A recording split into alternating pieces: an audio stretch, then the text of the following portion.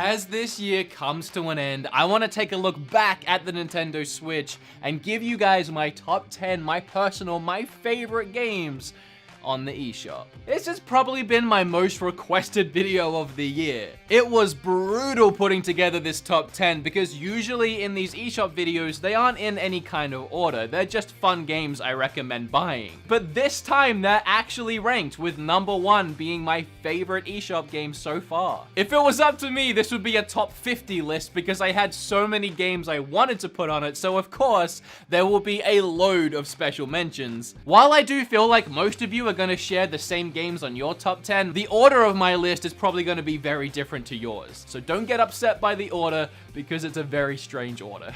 Oh, and please remember, an eShop game is a game on the eShop that doesn't have a physical release elsewhere. That's why I do my buying guides and my eShop videos separately. The only exception I've made for this video is that a lot of these eShop games have since received physical releases, most likely through limited run games or super rare games. They still qualify for this video because they were in the other videos, because at the time they didn't. Yeah, you get it? Okay, we're good.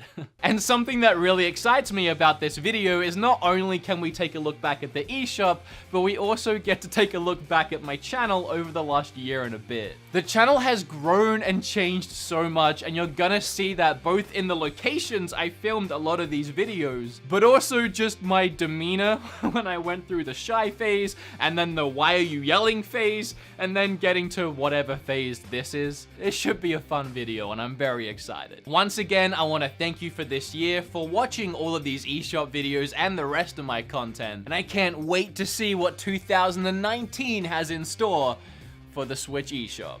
Let's get started with number 10. Right off the bat, the number 10 game is one that a lot of you probably have in your number 1 spot, and that's Stardew Valley. The next game on this list is arguably the most popular and one that I'm sure a lot of you have heard of already, and that's Stardew Valley. Stardew Valley is a farming game inside a beautifully created, vibrant world. It's an RPG mixed with a farm simulator, and it works so well. Grow your crops on the farm, enter the mines to defeat creatures, use resources you find to upgrade your equipment, and find new areas to explore. You never really know where your journey is going to take you next in this game, but never feels repetitive. There's always a mystery about it, and I like that. Farm, fight, craft. There's a lot going on in this game, and a lot going on in the town too. You can head into town and you can make friendships and relationships. I'm not going to talk about it much more than that because we all know it's fun, so we should all go out and play it. The 9th game on this list was an insanely ambitious title, which somehow managed to perfectly pull off everything it was aiming to accomplish, and that is The Messenger. The Messenger is a game that so many people wanted me to talk about, so let's do it. This game is an 8-bit style... It's a 16-bit style... Okay, actually, it's both? Whatever. Anyway, The Messenger is an action platformer just like old school Ninja Gaiden, and what? It's actually a Metroidvania game? Which game is it? Is it 8-bit? Is it 16-bit? Is it like old school Ninja Gaidens, or is it a Metroidvania? Make your mind up! Well, actually, it's all of it, and that's what makes it awesome. This game seamlessly switches between 8 and 16-bit graphics throughout your gameplay, and the first half of the game will be spent in an action platformer genre, and the second half will open it up to allow you more exploration and even completing things like fetch quests. All the while, you will be face blasted with some of the best chiptune music I have ever heard in a video game soundtrack. Plus, when you switch between the 8 and 16-bit styles, the music has 8 and 16-bit versions as well. What a game! Jeez. From the start, everything about the game's combat will look and feel just like NES Ninja Gaiden. But fast forward a couple hours, once you have loads of upgrades and new abilities, suddenly the game takes on its own gameplay style, and it's freaking awesome. The platforming gets crazy thanks to the fact you can double jump, but only if you're able to strike something with your sword first. And so a lot of the platforming in the game is built around that mechanic. The Messenger is a very ambitious title, and if you're a fan of the older NES and SNES games of this genre, you owe it to yourself to check it out. And even if you're not, if you're just up for the challenge, The Messenger will be waiting for you. Number 8 is a gorgeous game that I had to wait forever to play on my Switch, and that's Hyper Light Drifter. Oh, and the list just keeps getting better and better, people, because we are at Hyperlight Drifter time. Hyperlight Drifter takes the pixel art visual style and transcends it to a more impressive or inspiring place. The music is just as breathtaking as the visuals, and the world's atmosphere is eerie yet peaceful. The game is set in the aftermath of a war. The world is littered with corpses of fallen giants. All the while, the main character appears to be dying, constantly coughing up blood and experiencing weird visions. And my favorite part about the game is that there is no written or spoken dialogue anywhere. Talking to other characters in the game presents images, leaving you to interpret the entire story for yourself. Everything is a mystery for you to solve, from the story to its exploration and the gameplay. And it feels really open, leaving you to decide where you go or what you do first. And the combat and controls are extremely tight. You are equipped with a sword as your main weapon, as well as a gun. You charge up your gun by slashing your enemies with your sword, which in a good way forces you to use an even mix of the two weapons. Also, you can use your dash move to quickly avoid enemy attacks or to move in for a sudden strike. For me, the entire game is captivating, engaging, and thought-provoking. I am completely absorbed in the world, in love with the combat, and the game just gives off serious Zelda vibes, and it won't disappoint you. Number 7 on this list is a game that I put a lot of time into, and it's a game I reviewed probably at the height of my yelling phase.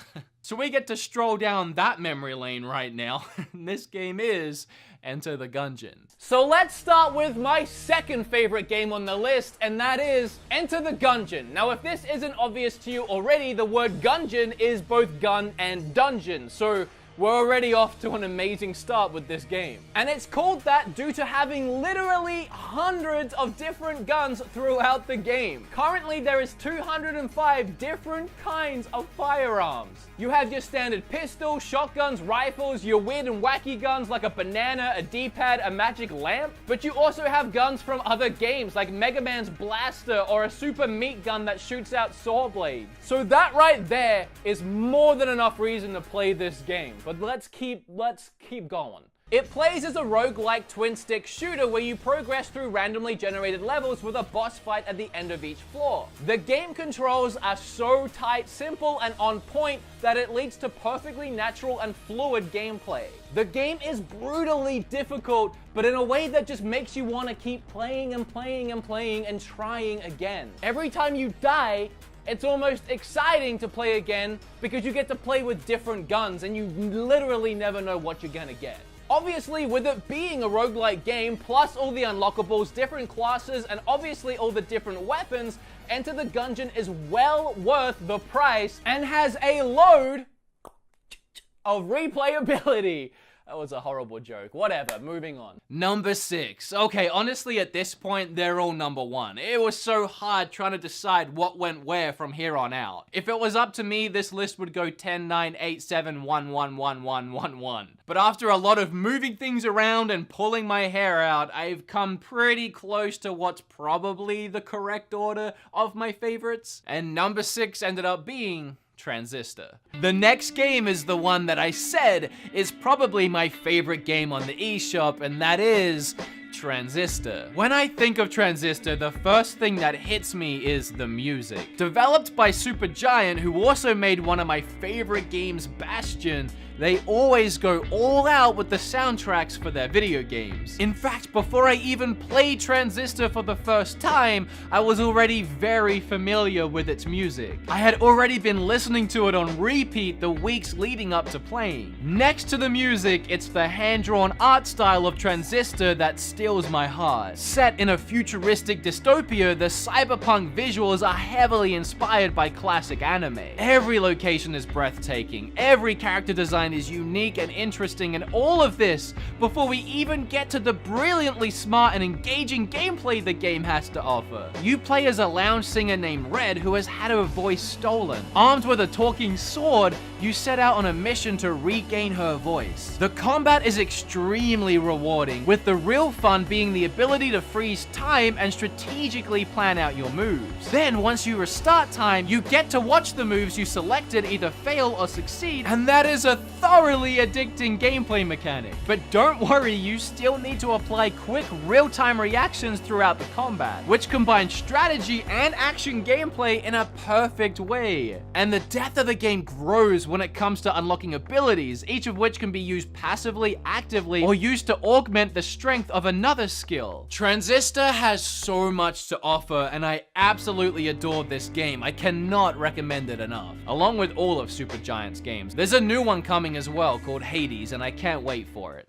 For number 5, I need you to remember what I just said about all of these being my number 1. And also what I said at the start of the video, with a lot of your favorites will be on this list and maybe at weird spots. Number 5 is Hollow Knight. I'm sure that for most of you, Hollow Knight is number 1. So many of you keep telling me to play this like I haven't played it before in my life, like any sane gamer hasn't played this game. If you haven't played this game, that's right, I just called you an insane gamer. Well, Hollow Knight is now on the Switch, and tonight's the night to play Hollow Knight because it's a really fun game, and let's just talk about it and stop being stupid. Hollow Knight is an absolutely gorgeous 2D Metroidvania game that critics and gamers have been praising ever since it released early last year. Finally finding a home on the Nintendo system, it plays as beautifully as it looks. Whereas in most games, if you're low on health, you would possibly retreat and find more of it, in Hollow Knight, you regain health by engaging in combat and defeating enemies. This mechanic encourages you to stay in fights and battles longer than you otherwise would and take risks where otherwise you wouldn't have. A lot of people like to compare this game to Dark Souls because of course they do. If a game's brutally hard, it's just like Dark Souls. But there are other similarities in this game, like when you die, you have to go and then find the shadow version of yourself where you died and then get your coins back. Kind of like in Dark Souls. Also, different enemies have different attack patterns, and learning how to fight them in this game gets easier and easier as you learn those patterns. For example, the first time you find a thing, it might kick your butt, but then once you start to learn how to beat it, it becomes a lot easier, and the next time you see that thing, you can beat it easier than you did the first time. Okay, I will admit this game's actually pretty much a 2D Metroidvania Dark Souls game, but more fun. I like this game a lot more. There are loads of different power-ups and abilities to unlock as you play, and this is just one of those games that needed to come to the Nintendo Switch. You can't have the library the Switch has and not have Hollow Knight find a home amongst all its other Metroidvania pixel art 2D side-scrolling brethren. Oh, this is getting tough. Okay, number 4. Again, number 1. Please remember that. I'm gonna brace myself for this one. Celeste. I adore Celeste. It feels bad putting it at number 4, and Hollow Knight at number 5. Like, it hurts me. But it would also hurt me to put any of the other games any lower. So they're all number 1. They're all number 1. Celeste. If you've seen my videos like this before, you'll know that I always start with my favorite and work my way back from there for who knows what reason. So I'm gonna start with Celeste. Celeste takes place in the wintry, snowy region that is Canada. As I'm sure a lot of you have already heard, this game has a reputation for being a very hard platformer. They start playing as soon as I start filming. Quit fighting. And I knew that going into the game. I also knew the story, which revolved heavily around depression and anxiety as a driving point. And that immediately resonated with me and made me fall in love with the game, as I do have depression and anxiety, and I draw a lot of parallels to this game, and I can see a lot of the hidden symbolism throughout the game. He doesn't know what's going on. Yeah, he is. Throughout the game, your goal is to climb a mountain, and as you climb the mountain, it gets increasingly harder. And sometimes it's made even harder still by having to face a clone of yourself. In other words, while you try and climb this mountain, which is life, it gets harder and harder as you try and fight with yourself. And a lot of that symbolism definitely wasn't lost on me. I managed to pick up on even the little hidden things that, if you don't have depression, you probably wouldn't even catch. Platformers like this aren't really ever known for deep, complex stories, especially not revolving around something as dark as depression. You've had enough, okay.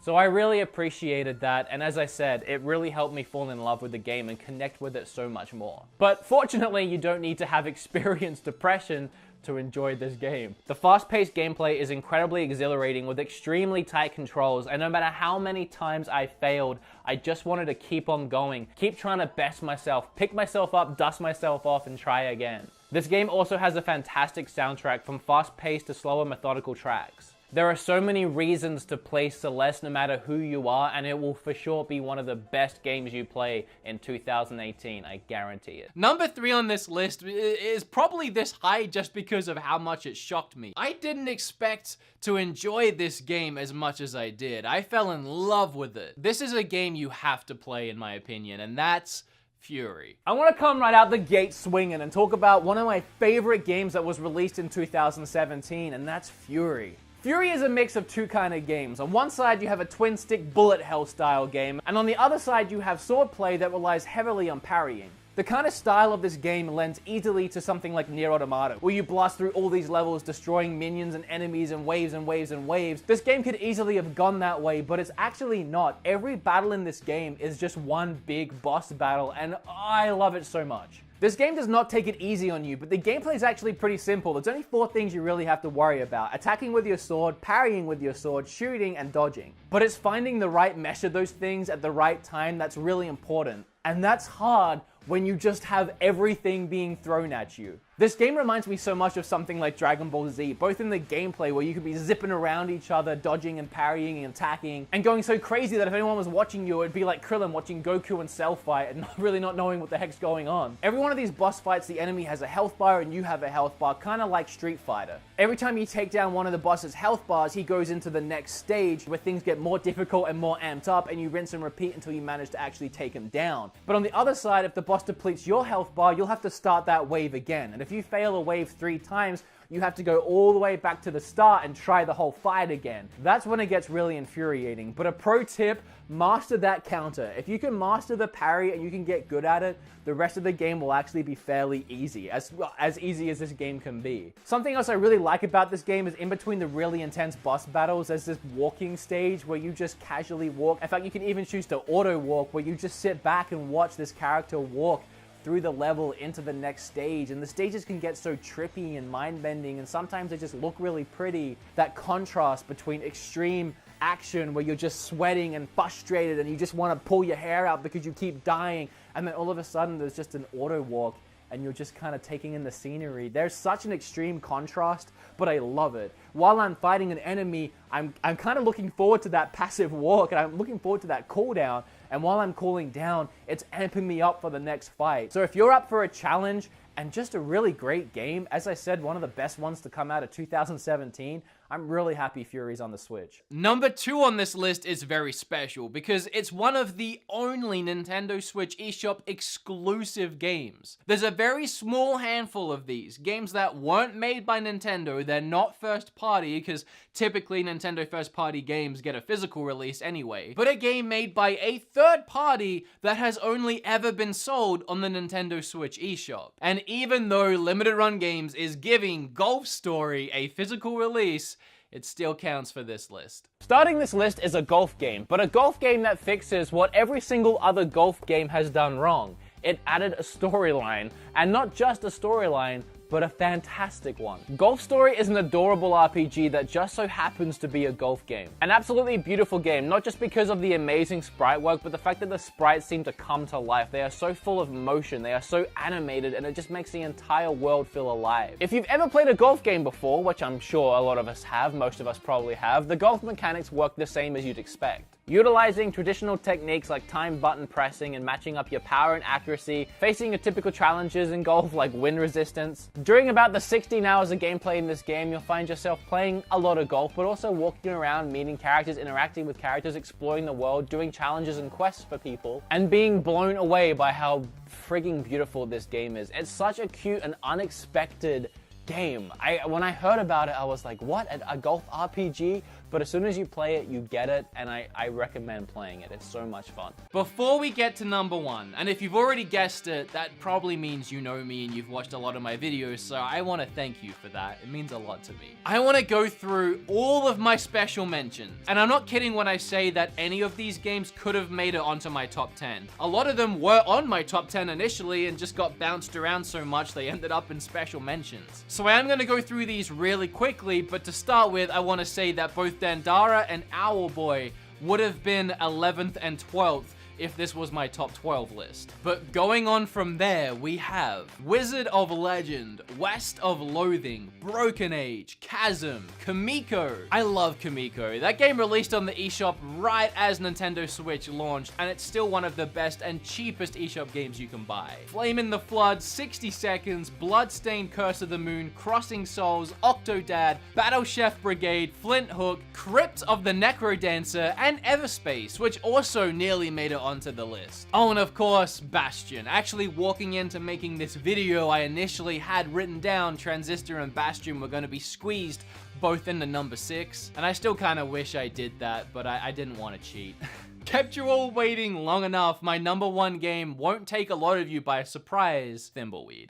The last game on the list, as I said, is my favorite game on the list and probably my favorite eShop game on the Switch so far, and that's Thimbleweed Park. I'm so happy it came to the Switch so many other people can get the chance to play the game. I highly recommend it so much. It's a point-and-click game, so no wonder I love it. If you've been following my channel for a while, that'll be a no-brainer to you. But here's the kicker. It's made by the same 2 people that created Maniac Mansion and Secret of Monkey Island, which is another one of my favorite point-and-click, in fact, probably my actual favorite point-and-click game. Well, I don't know. I have the game, and I didn't want to dig it out of the tub, but I have both of these. Just showing off now. Thimbleweed Park is designed to be similar to the graphic adventure games released in that time period, both visually and gameplay-wise. The game is frigging amazing. Everything about the game is amazing. The puzzles are hard and challenging, but so rewarding to complete. When you finally figure them out and all the pieces start coming together, it's that same feeling from Monkey Island games or other point-and-click games like that. The art style couldn't be done any better as far as recreating that old style, but giving it so much extra life.